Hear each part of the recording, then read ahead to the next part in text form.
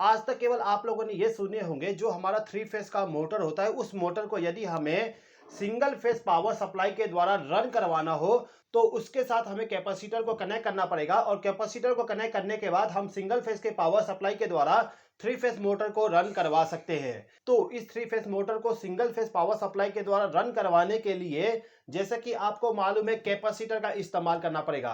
अब कैपेसिटर को कैसे कनेक्ट करते हैं उसको समझने से पहले आप मोटर के बारे में थोड़ा सा समझ लीजिए। देखिए, जो भी हमारा थ्री फेस का मोटर होता है उस मोटर के अंदर में 3 वाइंडिंग किया जाता है। उन तीनों वाइंडिंग से आपको टोटल 6 वायर मिलेगा। जैसे कि आप देख सकते हो 1 2 3 4 5 6 टोटल 6 वायर हमारा यहाँ पर है, जो कि पूरे वायर हमारे इस मोटर से आ रहे हैं। ओके, अब यहाँ पे जो टोटल 6 वायर है, इन 6 वायर को हम स्टार में या फिर डेल्टा में कनेक्ट करके मोटर को रन करवाते हैं। अभी यहाँ पे जो आप कनेक्शन देख रहे हो ये कनेक्शन हमारा स्टार कनेक्शन है। अब हमें इस मोटर को सिंगल फेस पावर सप्लाई के द्वारा रन करवाना है। तो इसके लिए हमें क्या करना होगा कि जो हमारा कैपेसिटर है, इस कैपेसिटर के 2 वायर को आप कहीं भी 2 टर्मिनल पे कनेक्ट कर दीजिए। अभी देखिए हमारा मोटर स्टार में कनेक्ट है, तो हम क्या करेंगे, ये जो स्टार वाला पॉइंट है इस पॉइंट पे हम वायर को नहीं कनेक्ट करेंगे। इसके दूसरे टर्मिनल यानी कि ये जो हमारा 3 फेस का टर्मिनल है, इन तीनों टर्मिनल में से किसी भी 2 टर्मिनल के साथ कैपेसिटर का वायर हम कनेक्ट कर सकते हैं।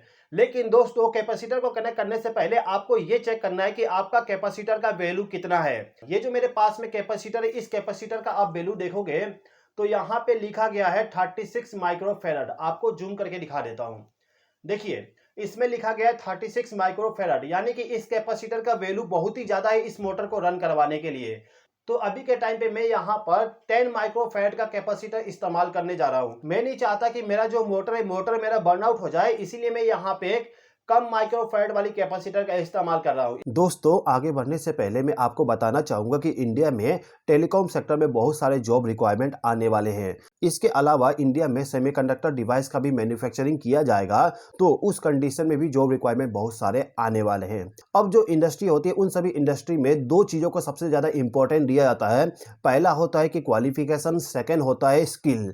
स्किल का मतलब ये होता है कि जो इंडस्ट्री में वर्क किया जाता है, उस वर्क को करने के लिए आपके पास में नॉलेज है कि नहीं, उसका भी बहुत ज़्यादा इंपॉर्टेंट दिया जाता है किसी भी इंडस्ट्री में। क्वालिफिकेशन तो हमें कॉलेज में मिल जाएगा, लेकिन स्किल के लिए हमें इंडस्ट्री में वर्क करना पड़ेगा, या फिर आपको कोई ऐसा टीचर चाहिए जो कि आपको पूरा रियल में उसी चीज़ों को एक्सप्लेन करे। तो दोस्तों, इसी प्रॉब्लम को सॉल्व करने के लिए अनअकैडमी की तरफ से एक कोर्स लॉन्च किया गया है इलेक्ट्रिकल एंड इलेक्ट्रॉनिक्स स्टूडेंट के लिए। इस कोर्स में आपको मोर देन 300 आवर का वीडियो लेक्चर मिल जाएगा, जिसमें आपको VLSI, IoT, EV और भी बहुत सारी चीज़ें हैं जिसके बारे में एक्सप्लेन किया गया है। इसके बाद इंडस्ट्री में जो सॉफ्टवेयर इस्तेमाल किया जाता है, उन सभी सॉफ्टवेयर का यूज कैसे करते हैं उसके बारे में भी उस कोर्स में बताया जाएगा।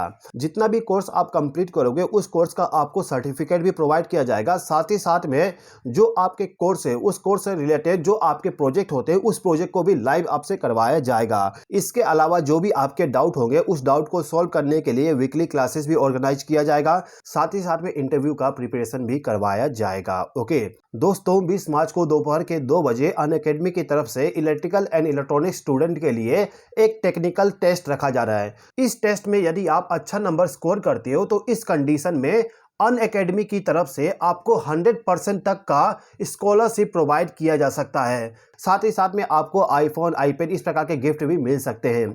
तो यदि आप इसको ज्वाइन करना चाहते हो तो डिस्क्रिप्शन में मैं डिटेल प्रोवाइड कर दूंगा, वहां पे क्लिक करके उस कोर्स को आप ज्वाइन कर सकते हो। चलिए आगे बढ़ते हैं। तो यहाँ पे हमें क्या करना होगा, जो हमारा यहाँ पर तीनों टर्मिनल है, इन तीनों टर्मिनल में से किसी भी 2 टर्मिनल के साथ इस कैपेसिटर को कनेक्ट करना है। तो मैं क्या करता हूँ कि जो मेरा ये वाला और ये वाला टर्मिनल है, इन 2 टर्मिनल के साथ इस कैपेसिटर के वायर को कनेक्ट कर देता हूँ।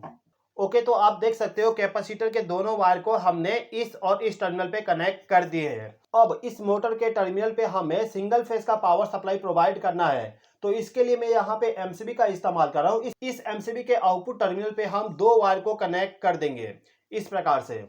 अब ये जो हमारा सिंगल फेज का पावर सप्लाई है, इस पावर सप्लाई का जो वायर होगा, इनको कहाँ कनेक्ट करना है इसको अच्छे तरीके से समझिएगा। देखिए, हमने क्या किया, इन 2 टर्मिनल पे कैपेसिटर को कनेक्ट किए, तो इन दोनों टर्मिनल में से किसी भी एक टर्मिनल के साथ आप एक वायर को कनेक्ट कर दीजिए। आप यहाँ पे फेज सप्लाई को कनेक्ट कर दीजिएगा। ओके, तो मैंने क्या किया, यहाँ पे फेज सप्लाई को कनेक्ट कर दिया। अभी मैंने इस पॉइंट पे फेज सप्लाई को कनेक्ट किया हूं और इस पॉइंट पे न्यूट्रल पावर सप्लाई को कनेक्ट कर दूंगा।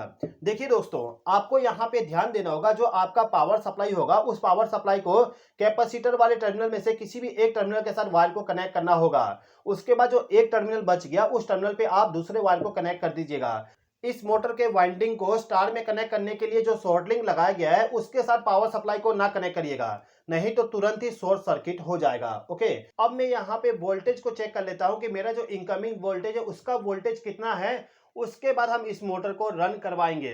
तो जैसे कि आप देख सकते हो, इस मल्टीमीटर को हमने एसी वोल्टेज पे सेलेक्ट करके रखे हैं। अब यहाँ पे मैं वोल्टेज को चेक करूँ तो आप देखोगे हमें यहाँ पर वोल्टेज मिल रहा है 251 वोल्ट, 251 आप देख सकते हो हमें वोल्टेज मिल रहा है, यानी कि हमारे पास में सिंगल फेज का पावर सप्लाई है।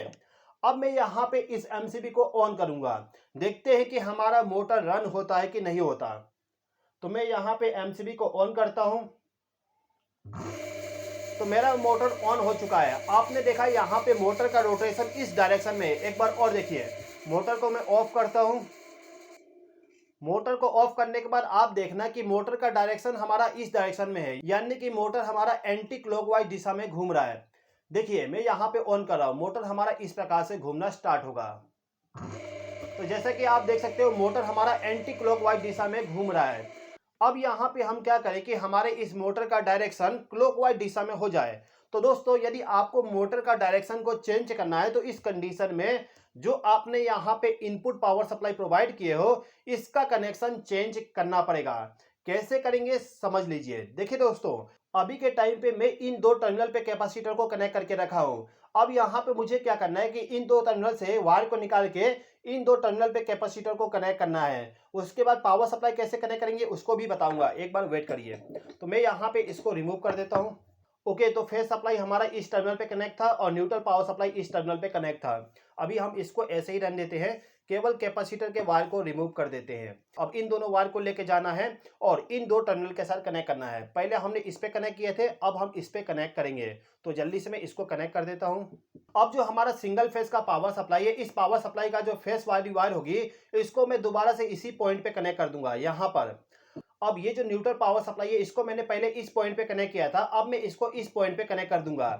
यानी कि कैपेसिटर का जो दो वायर है, इन दोनों वायर में से किसी भी एक वायर के साथ मैं फेज सप्लाई को कनेक्ट कर दिया और इसके बाद जो एक टर्मिनल बच गया है उस टर्मिनल पे मैं न्यूट्रल पावर सप्लाई को प्रोवाइड कर दे रहा हूँ। ओके, तो हमने कनेक्शन को चेंज कर दिए। अब यदि मैं यहाँ पे पावर सप्लाई को ऑन करूँ तो हमारा मोटर इस डायरेक्शन में यानी कि फॉरवर्ड डायरेक्शन में रन होना चाहिए।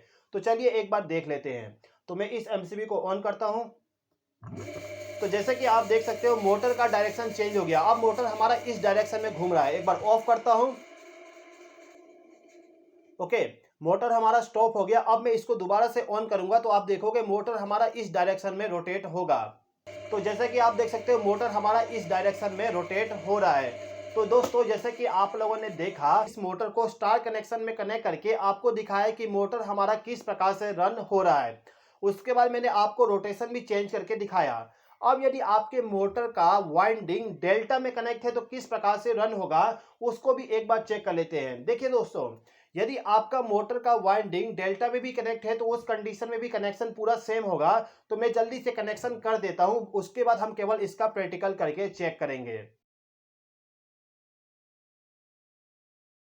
ओके, तो इस मोटर के वाइंडिंग को मैंने डेल्टा में कनेक्ट कर दिया। आप देख सकते हो मैंने इन तीनों टर्मिनल को आपस में शॉर्ट करके रखा हूँ। अब यहाँ पे जो मेरा कैपेसिटर है, इस कैपेसिटर को मैंने इन दो टर्मिनल पे कनेक्ट किया हूँ और जो मेरा सिंगल फेज का पावर सप्लाई है, इस पावर सप्लाई को लाके इन दो टर्मिनल पे कनेक्ट किया हूँ। अब ये जो एमसीबी है, इस एमसीबी को ऑन करके देखते हैं कि मोटर का डायरेक्शन किस प्रकार से होता है। तो मैं यहाँ पे इसको ऑन करता हूँ तो आप देख सकते हो मोटर का डायरेक्शन इस प्रकार से है। एक बार ऑफ करता हूँ, आपको दिख जाएगा। आप देख सकते हो मोटर हमारा इस डायरेक्शन में रोटेट हो रहा है। अब यदि हमें इस मोटर के रोटेशन को चेंज करना है तो हमें यहाँ पे कनेक्शन फिर से चेंज करना पड़ेगा। अभी हम इन दो टर्मिनल पे कैपेसिटर को कनेक्ट करके रखे हैं, इनको रिमूव करके हमें इन दो टर्मिनल पे कैपेसिटर को कनेक्ट करना पड़ेगा और जो हमारा सिंगल फेज का पावर सप्लाई है इसको रिमूव करके हमें इन दो टर्मिनल पे सिंगल फेज का पावर सप्लाई प्रोवाइड करना पड़ेगा। तो मैं जल्दी से कनेक्शन को चेंज कर देता हूँ।